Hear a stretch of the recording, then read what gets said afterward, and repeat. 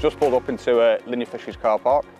Got space, so good start. I think by the look of it, we're going to head over to St John's Lake. And I've not been here for, God, well over 12 months. But a good place that I like to come to try and get them winter bites. And over the next 40 hours, I'm going to go through a few tips and tactics that I use to try and get them winter bites.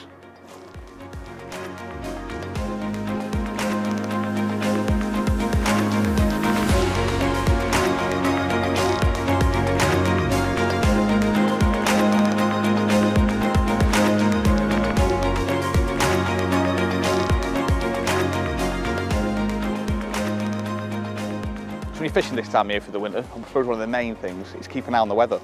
You know, I mean, this week in particular, and next week, you know, we've got some absolutely mega weather for this time of year. Middle of January, daytime temperatures 11, 12 degrees, and nighttime temperatures too, you know. And them changes, especially when you get a big drop in pressure, can make a big difference to fishing, you know. Only much shorter windows, but put yourself on the bank, and more times than not, you know, they're a lot quieter the banks this time of year. Muddy, obviously the conditions aren't the most sort of nicest for sitting out in, but you know, put a little bit of work in and the results are there to be had. So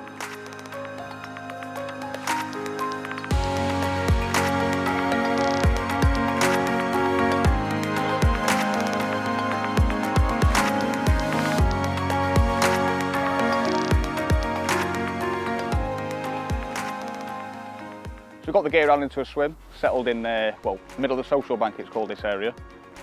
You've got the road bank to my right and the point area to my left. Both really sort of good form for the winter. I think it's like a big bowl area out here, if I can remember rightly. I've actually fished this swim before, but Christ, 6, 7, 8 years ago. Over the winter I had a little go on Christchurch, I had a little go over on here. So, although I certainly haven't got any clips of the swim, so yeah, it's going to sit back, have a watch. And from watching so far, you sort of see where, I mean, the lads have been putting a bit of bait out and spoms, leading up, etc. So, see that he's sort of falling on that tree line and matey boy to the left sort of falling out there. So I know I've got a strip out in the middle that's sort of going to be unaffected, or certainly for the meantime. Obviously you get a big turnover of anglers on these lakes, so yeah, like I say, kettle's on, sit back, have a cup of tea and see what we can see.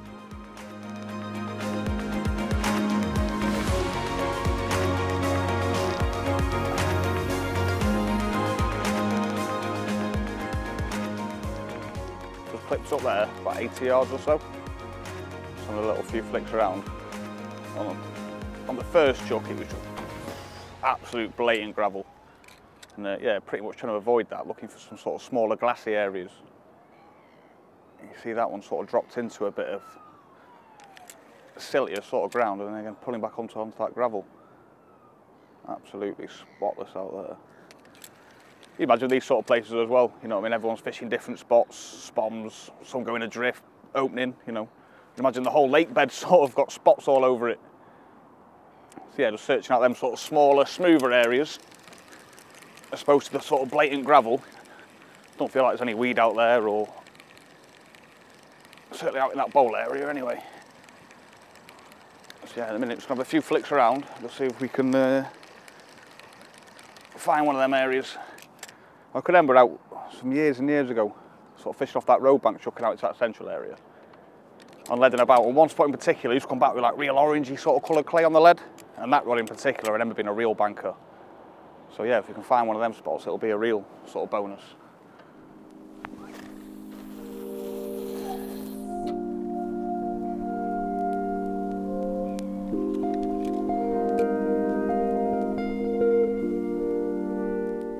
Just clipping up to a spot there, been leading around, and definitely seems to be pulling through quite sort of heavier sill, and then all of a sudden it'll be your sort of real fine sort of stone and then become really sort of clean. But in between that there, just hit a spot that's just exactly like I was saying before, like that glassy area I was after.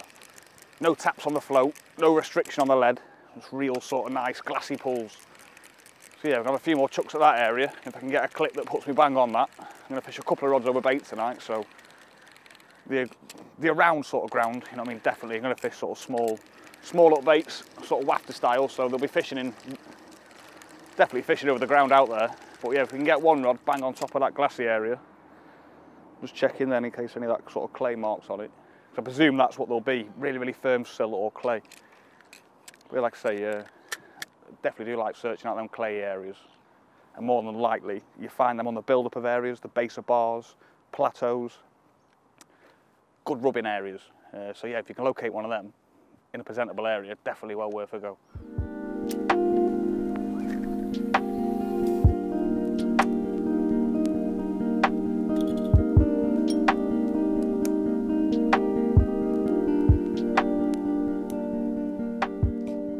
Should hopefully get a couple of bites out there, Barry. Very nice ground. Every time on the back of that clip, so the back of that gravel. It's like glass. It should just start tapping on that tip. There we go, climbing up it.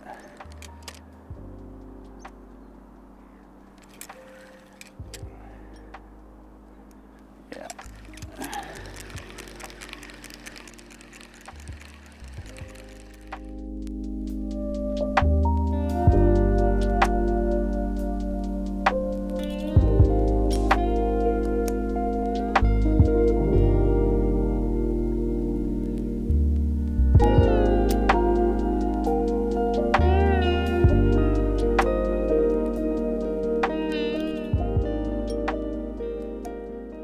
Bait choice for this trip, just kept it simple really, you know, winter favourites, got sweet corn, some small 12mm manila, I'm going to crumb a few of them up, bottle of manila liquid and a few different mixed sizes of bloodworm pellets, so all sort of, you know, proven sort of winter winners, a mix that I've done well on myself sort of over the winter, so yeah, full confidence in the mix.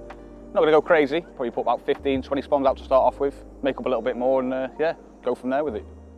So just finished making up the spod mix, just give that a few sort of minutes there just to soak up, but before we get out there and start spamming it out in the area, I'm just going to put a mid-range sort of zig. Obviously there's quite a lot of light particle baits in there, bits of boily, small pellets and so on. So you can imagine that taking quite a time sort of coming through the columns of water. And today you've got quite a big crosswind coming on here. So I'm going to fish it to the right hand side. Any of them small bits just may sort of trigger a bit of interest. So I'm going to put a zig out there just for a few hours. Just a bit of red foam, a few little black dots on it. And yeah, get him out there and then start applying that bait there that we've prepped.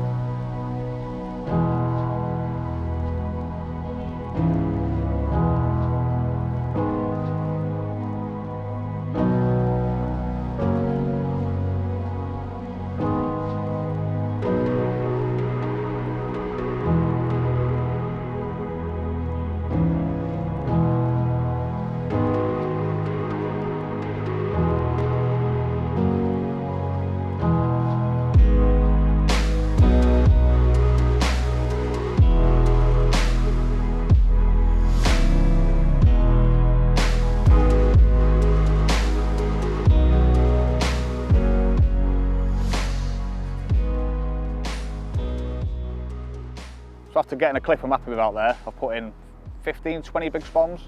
I say it's all sort of quite small sort of food items with a bit of a wind on as well.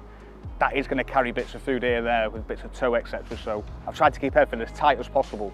I mean the spot I've sort of clipped up in front probably gives me a rod length or so to play with in front. So if needs be and it's really kicking off, fingers crossed, I could get 3 rods on there, but comfortably 2 in these conditions. And what I also done is to get a good sort of step back, give myself sort of 4 foot. So you imagine your lead sort of swinging through the water, and obviously, like I said, we've got a bit of a crosswind, we're going to up lead sizes. So just giving myself a little bit of a, although a tight area, a little bit of a longer sort of deeper spot if you like.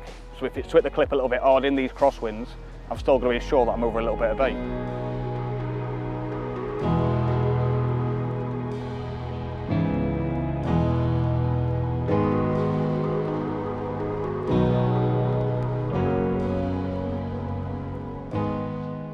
Because I like to fish them like a little slip D, just chucking them out. They have got a tendency to sort of wrap around the shank and obviously sort of hindering the rig completely.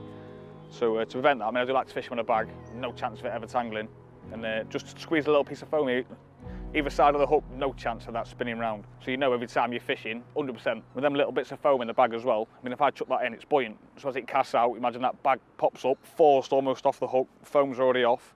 Your rig can set naturally as you're sort of presenting it in the edge.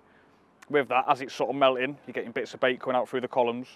You're actually fishing maggots in these little bags. I mean, you can't spot them out in here anymore, but, you know, what carp don't love a maggot in the winter? So just them couple around the up bait, hopefully just draw that quicker bite in.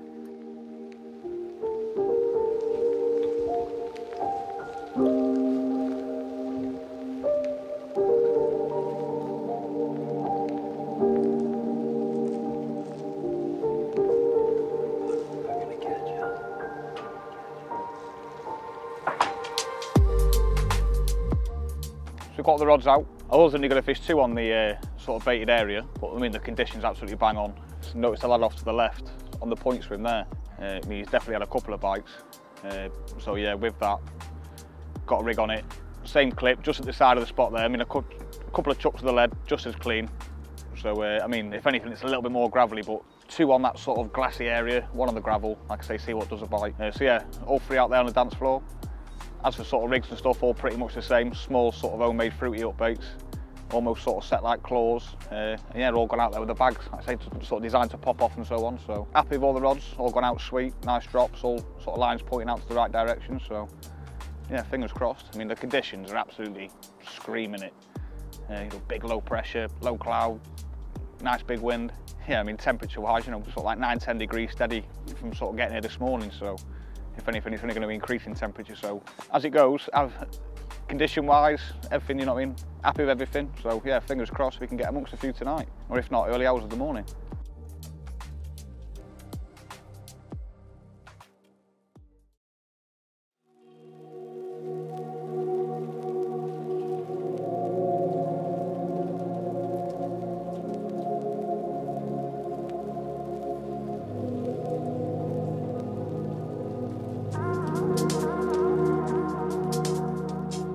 So it's been a quiet night, no bites, sort of sat up quite late as well, very quiet, didn't hear much showing. Decided to sort of have an early recast just before first light, whip the first one in, sort of put it just short and just to the left of the spot. Not on a single, but like right at the side of the area, so to speak, just on a little bait in a bag.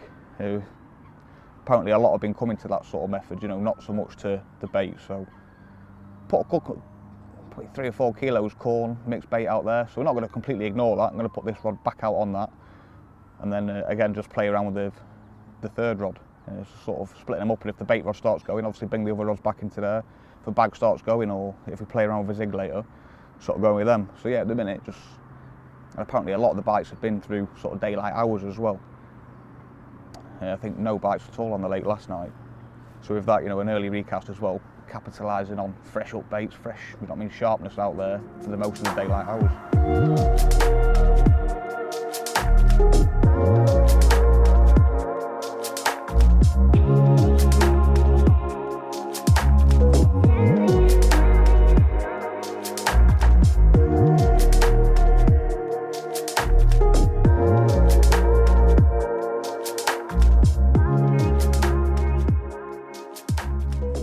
On this rod, I mean, like them 2, I've, like I said, I've just put one to the side of the bait and one just short of it on bags.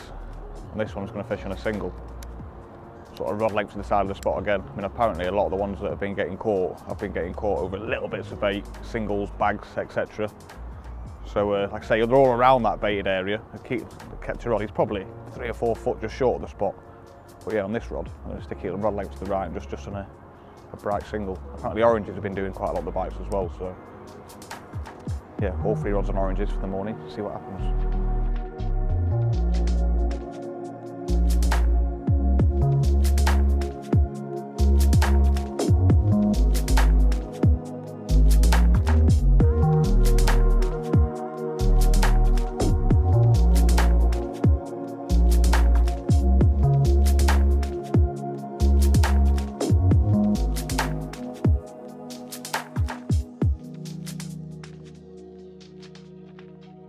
So after getting all the rods back out there this morning, it's nowhere near as rough as yesterday.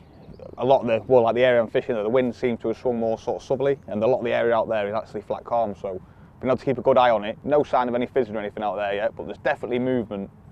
I imagine fish up in the upper layers. I mean, the pressure has creeped up a little bit this morning, so we'll keep an eye on it, keep roving them singles around. I'll try a solid bag, maggots. I mean, apparently the old solid bags of an orange popple's been scoring well. I mean, you can't ignore what does a lot of bites from these sort of venues. So yeah, I'll have a little play around today. Hopefully the wind sort of keeps off and keep an eye on it. Any sign of any fizzing, be a couple of rods straight back onto that baited area. So yeah, just have a little play around today, keep our eyes peeled, and just see if we can nick a bite.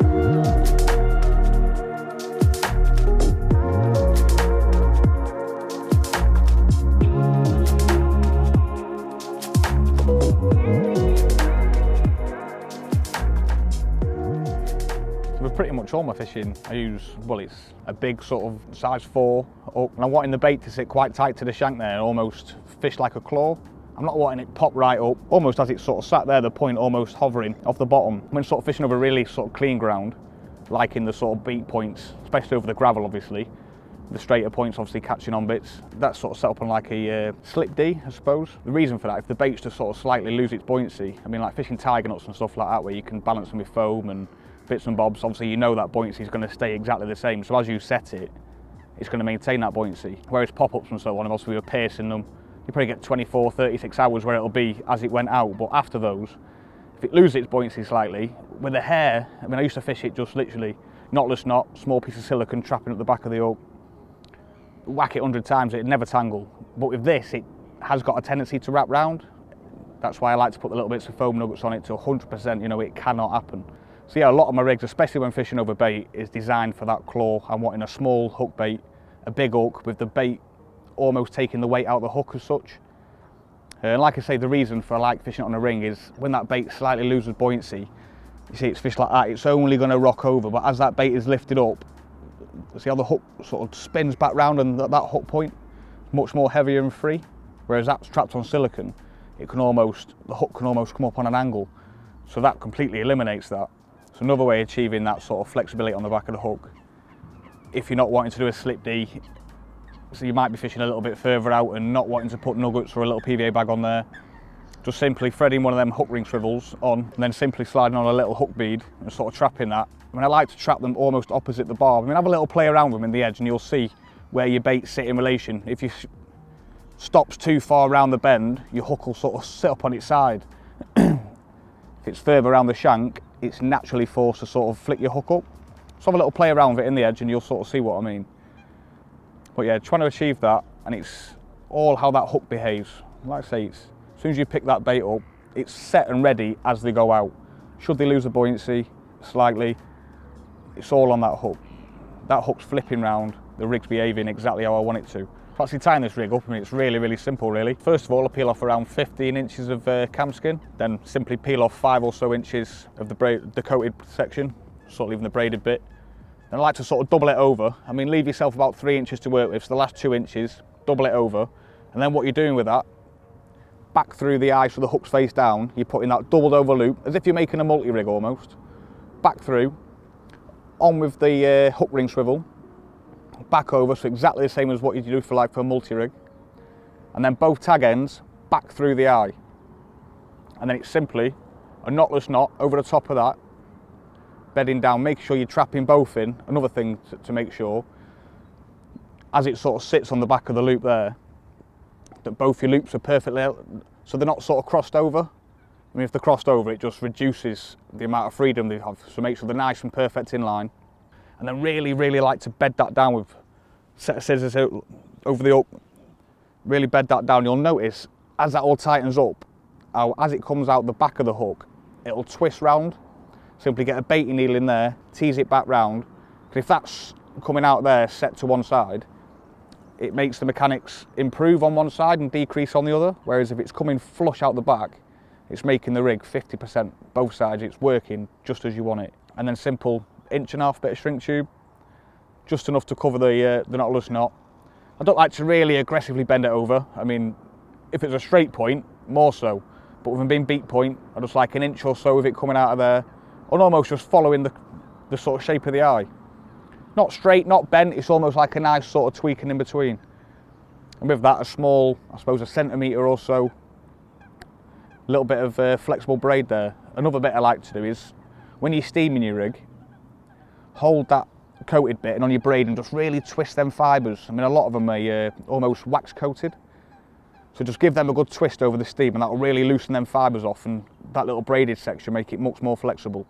So it helps it, if the carp's to approach it from the other side, helps it flip round much more easier, much more freedom.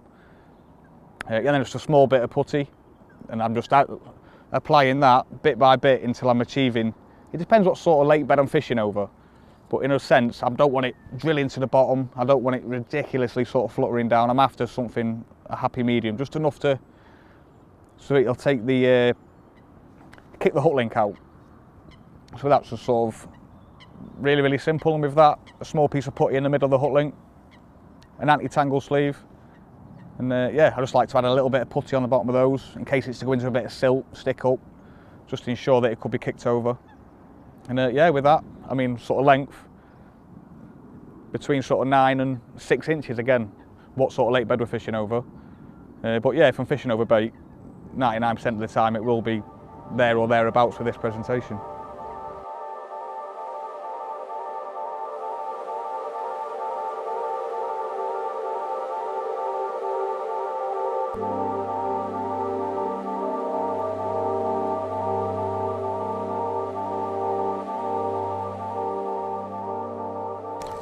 There's no one there. Well, there was a couple of lads off to the left. They've gone now, although they weren't sort of fishing out here. I've sort of suppose I've been fishing all three straight out in front of me, I suppose. And yeah, with them sort of going, a few other lads packed up around the lake as well. Sort of just having a little bit of a lead about here, and rather than fishing them all sort of three out of the same zone, find a nice spot, just put a couple of spoms around it, most sort of kilo of corn or something like that, and just sort of keep an eye on it in the morning. I mean, I may fish zigs, it's sort of gone flat calm this afternoon, and I have seen 1 or 2 dimples out there just beyond where I am fishing, so if nothing sort of materialises out there, I've got a backup plan of this area. May put a few zigs on there if nothing else happens, but yeah, just trying to create a few more options, I suppose, rather than all my eggs in one basket. So we've only got 24 hours or so left, so yeah, try and make it happen, I suppose.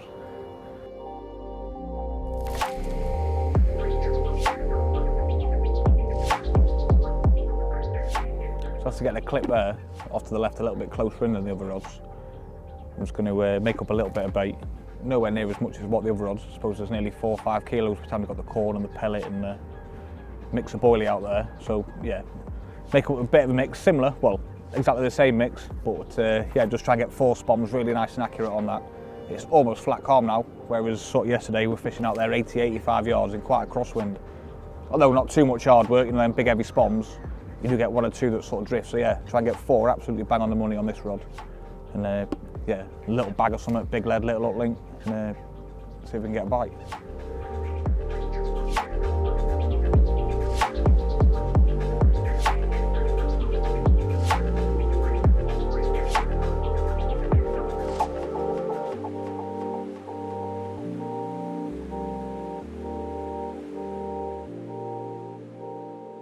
So that's it, all the rods are out now for the night.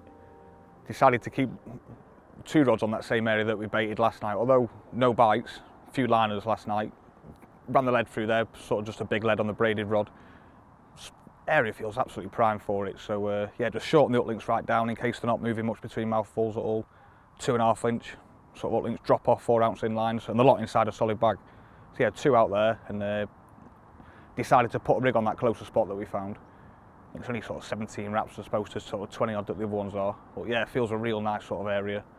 That glassy area that we're after, and tapping into sort of feels like real fine stone, then real sort of heavy taps on it, obviously indicating sort of coming up on some sort of bar plateau area. So yeah, all out there, fingers crossed one's away in the night.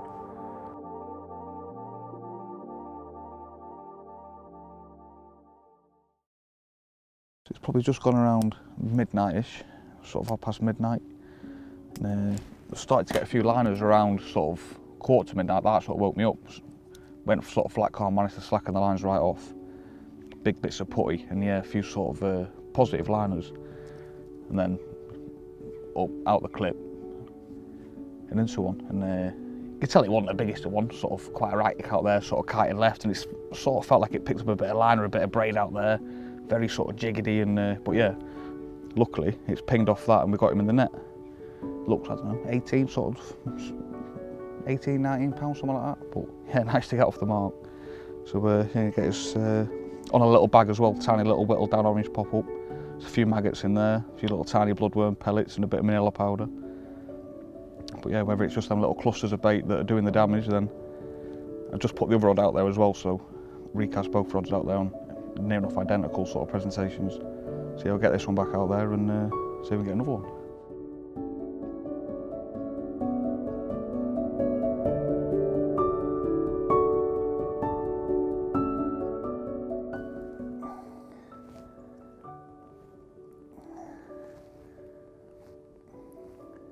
Oh, first one of the year anyway.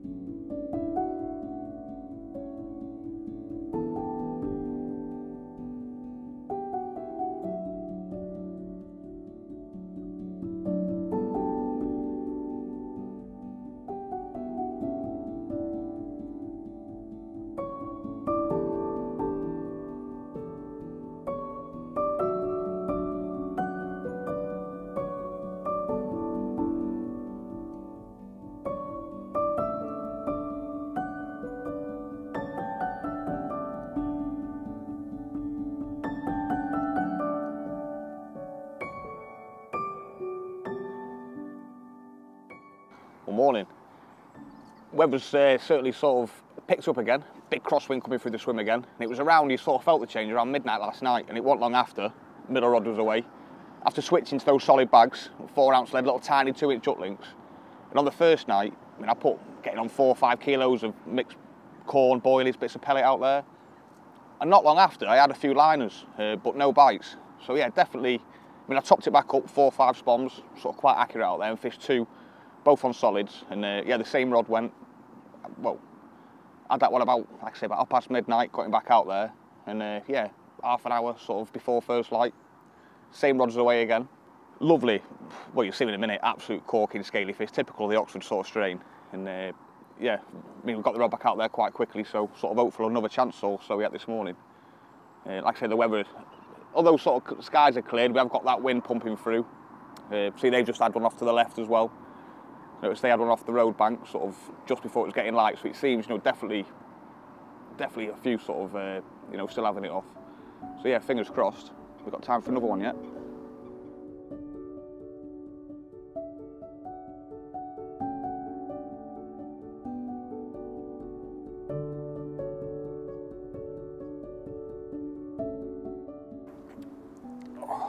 So there we go, absolute corker with a nice one. Definitely nicer of the two. Scales all over him, but yeah, we had to chop and change a little bit with tactics to get some bites. Obviously the liners on the first night, and then liners just before getting these bites, so it's definitely paid off. I'm a little play around. But yeah, we've got a long journey home now, so we'll get this one back, and hopefully time for another one whilst packing away.